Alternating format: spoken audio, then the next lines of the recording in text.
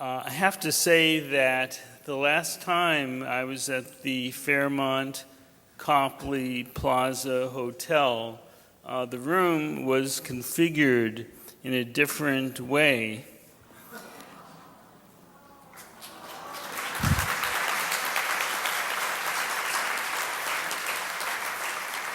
And I'm glad you had the opportunity to celebrate my daughter's wedding at this very elegant hotel, but it just shows that the hotel can be reconfigured for multiple different purposes.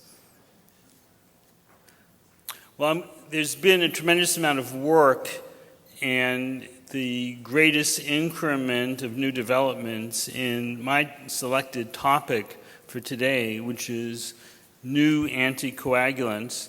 And everyone here, some through personal experience of actually taking warfarin, everyone knows that warfarin is slow in onset, very difficult to dose, has hundreds of drug-food interactions, particularly with spinach and broccoli sprouts and other green vegetables that are leafy, hundreds of drug-drug interactions. It requires monitoring, and many of our pharmacists from the Brigham Anticoagulation Management Service are here today, including Julie Attai, who is the manager of the service. I don't know if Julie's in the room because it's hard to see with the light shining, but we have about a dozen pharmacists working to manage the warfarin of about 3,200 patients. Warfarin has a long half-life. On the other hand, the new anticoagulants are very different. They're rapid in onset. Within 1 or 2 hours of swallowing one of these pills or capsules, you're fully anticoagulated. The dosing is fixed dose, virtually no drug-food interactions, very few drug anticoagulation interactions, maybe about half a dozen at most instead of several hundred. There's no laboratory coagulation monitoring needed. The drugs have a short half-life. Within 1 or 2 doses, they're out of the system completely. One problem, though, is the new agents don't have an antidote in case there's an overdose, whereas warfarin does. There are more than a dozen novel oral anticoagulants in development. I've listed here the 4 anticoagulants that are most developed so far in clinical trials. One of them, Dabigatran, is an oral direct thrombin inhibitor. 3 of them that I've listed are direct factor 10A inhibitors, rivaroxaban, apixaban, and edoxaban. Now, in terms of preventing DVT or pulmonary embolism, each of these 4 novel oral anticoagulants is approved somewhere in the world to prevent pulmonary embolism and DVT in the setting of total hip replacement or total knee replacement or hip fracture. In the United States, we have 1 anticoagulant that has FDA approval for this indication, that's rivaroxaban. But for prevention of pulmonary embolism for any other reason, such as general surgery, any non-orthopedic surgery, or the medically ill patient who enters the hospital with congestive heart failure or pneumonia or respiratory failure, or for treatment of newly diagnosed acute deep vein thrombosis or pulmonary embolism, not a single one of these new drugs is approved anywhere in the world. And I know that some of you who are my patients have seen me recently, and I booked a 2-year appointment, and I said, well, within 2 years, I'm sure some of these drugs will be FDA approved, but none of the sponsors of these drugs have asked either the FDA or Canada or Europe to review the data for approval. I think this will happen, but it hasn't happened yet. I had the opportunity to be the senior author on the trial of Dabigatran compared with Warfarin in treating acute DVT and acute pulmonary embolism. And the results showed in the study of 2,539 patients that Dabigatran had the same results as Warfarin. It was non-inferior to Warfarin. So far, the drugs, the new ones, have been non-inferior to Warfarin when studied for DVT treatment or pulmonary embolism treatment, but the most action has been in atrial fibrillation. And for that reason, we've decided, and Greg, you being chair of the education committee, approved the proposal to devote our entire next session in April on stroke prevention in atrial fibrillation, because that's where the action is with these new drugs under development. Atrial fibrillation is the #1 preventable cause of stroke. And we have an aging population, and because of the demographics of the United States, it is estimated that by year 2050, up to 12 to 16 million Americans will be affected by atrial fibrillation. And part of the reason is good news. We are surviving heart attacks, and what happens after surviving a heart attack, you're more susceptible to atrial fibrillation, particularly if congestive heart failure develops. So that, in combination with increasing age of our population, or the graying of America, helps to explain the rise in incidence of atrial fibrillation. And the majority of strokes are not preventable, so what a wonderful opportunity it is for us as healthcare providers to be able to meaningfully prevent strokes. And the strokes from atrial fibrillation are not little tiny strokes. They're the types of strokes that are fatal about 20% of the time, and at least half the time in the non-fatal strokes, they lead to severe disability, permanent neurological disability requiring often 24-hour-a-day care with turning and feeding and being bathed. So it's an important advance that we are able, in many instances, to prevent strokes from atrial fibrillation. This shows that as people age, the prevalence of atrial fibrillation increases. Men have more atrial fibrillation as they get older than women. Actually, at all age levels, men have more atrial fibrillation than women. But interestingly, women, although they don't get AF as frequently as men, are much more susceptible to stroke from atrial fibrillation than men are. And here you see from the Framingham Heart Study that as patients approach age 90, and you and I, Greg, have plenty of patients in our practice who are in their 90s. I even have 4 patients in my practice who are over age 100.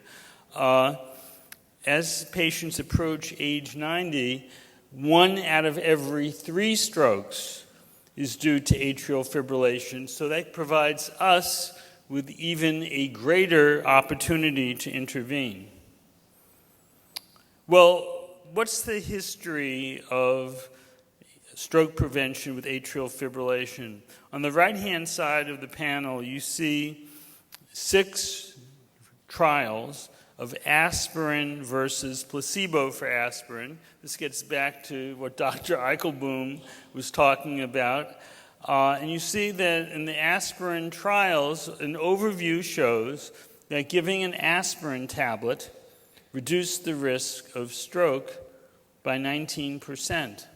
I believe, John, that there's a signal here. I believe that this is telling us that one component of atrial fibrillation is an increased inflammatory response, because these findings with aspirin are quite reproducible. Now, more recently, there have been trials of Warfarin, also known as Coumadin, Warfarin against aspirin, and in the overview of these 5 studies, Warfarin reduced the rate of stroke 33% more than aspirin. So Warfarin beats out aspirin. And here, this is different than orthopedic surgery prevention. Here, there's no minority group that believes that aspirin's better than Warfarin. You can't go anywhere in the planet and find any healthcare provider who thinks that aspirin should be given in lieu of Warfarin if Warfarin can be safely taken. And when you compare Warfarin to placebo, you get a whopping 62% reduction in the rate of stroke when you look at an overview of 6 randomized trials. And it's fair to say now that it is unethical to do any stroke prevention trials in atrial fibrillation and to have a placebo group. So the era of placebo groups ended, and we have a lot of Canadians here today at the Thrombosis Summit. The last Warfarin versus placebo study that was done was the CAFA study, and the C in CAFA stands for Canada, and the Canadians decided, look, this is it, we're closing the door, no more placebo studies. Now, I mentioned a lot of the different drugs. Most of them work against this clotting factor 10, but Dabigatran works against thrombin, which is also called clotting factor 2. One thing, if you're going to run a mega trial, and none of these studies have 39,000 patients, the way we heard from Deepak Bhatt this morning, that one of the antiplatelet studies has 39,000 patients. But these are big studies. They have anywhere from 14,000 to 20,000 patients. One secret is to spend a lot of time and mental energy to come up with a great acronym for the study. So you have RELY, you have ROCKET, and you have ENGAGE.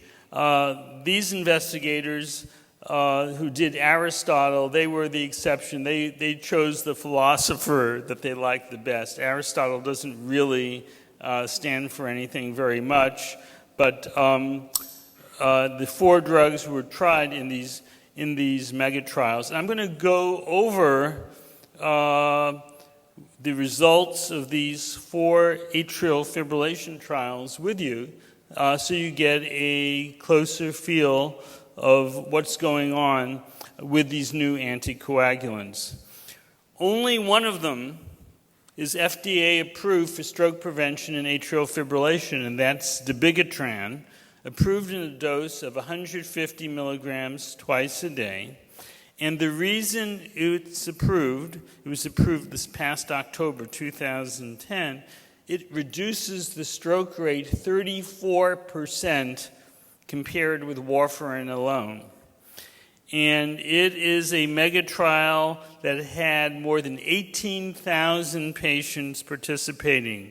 About 6,000 received Warfarin, 6,000 received 110 milligrams of Dabigatran twice a day, and about 6,000 received 150 milligrams of Dabigatran twice a day. And the winner for reducing the stroke rate was Dabigatran, 150 milligrams twice a day against Warfarin, reducing the stroke rate to have 34% fewer strokes than Warfarin. Now, in the world of anticoagulation and blood-thinning medicine, I think really until this study, it's called the RELY trial with Dabigatran, until this study came out, it was pretty much accepted as dogma that if you're going to have a reduction in clotting from strokes, you're going to pay for that with an increase of serious and major bleeding events, and particularly head bleeding events or intracranial hemorrhage. And that's always been our biggest fear with warfarin anticoagulation. We want to avoid head bleeding or intracranial bleeding at all costs. But here we find with Dabigatran, which reduced the stroke rate by 34%, it also reduced the head bleeding rate by 60%. This is getting our cake and being able to eat it too. Now, Dabigatran, and no drug is perfect, but here are some of the disadvantages of Dabigatran, and these disadvantages often apply to the other new anticoagulants. There's no specific antidote for overdose, though the Dabigatran will wear off after about 12 hours. These drugs are short-lived, so if you omit a dose of warfarin, maybe even 2 doses of warfarin, because it's so long-acting, usually no catastrophe ensues.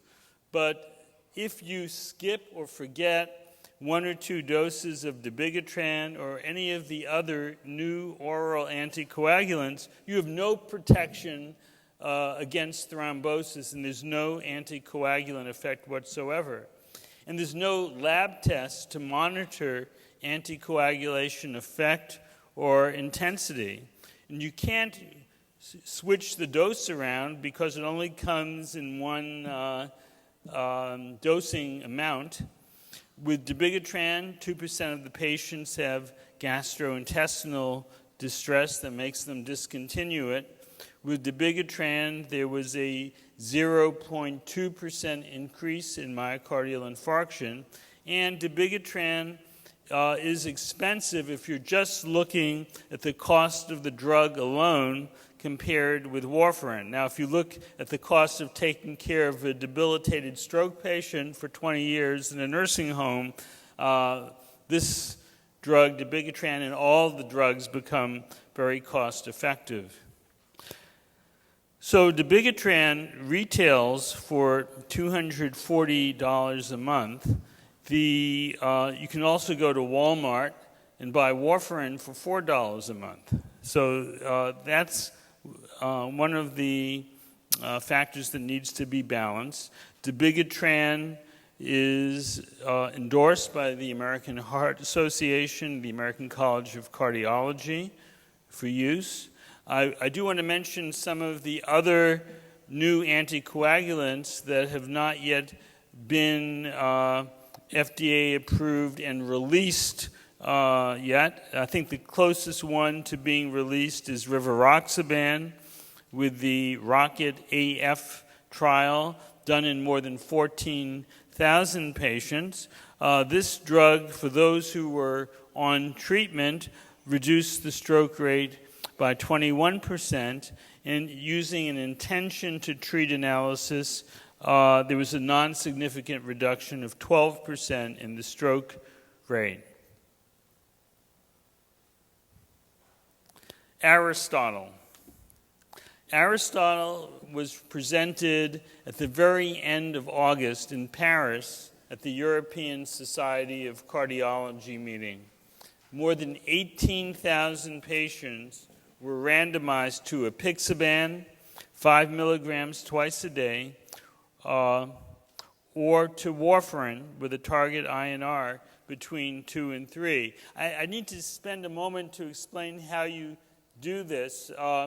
Each patient takes either real apixaban and placebo for warfarin, or real warfarin and placebo for apixaban. So apixaban is given twice a day and warfarin is given once a day. So that means each patient's taking 3 pills. So you might wonder, how do you adjust the dose of warfarin? In this trial, there's a finger stick machine. The machine has a special computer chip in it. The machine knows which drug the patient's assigned to. And if the doctor and the patient and the nurse don't know.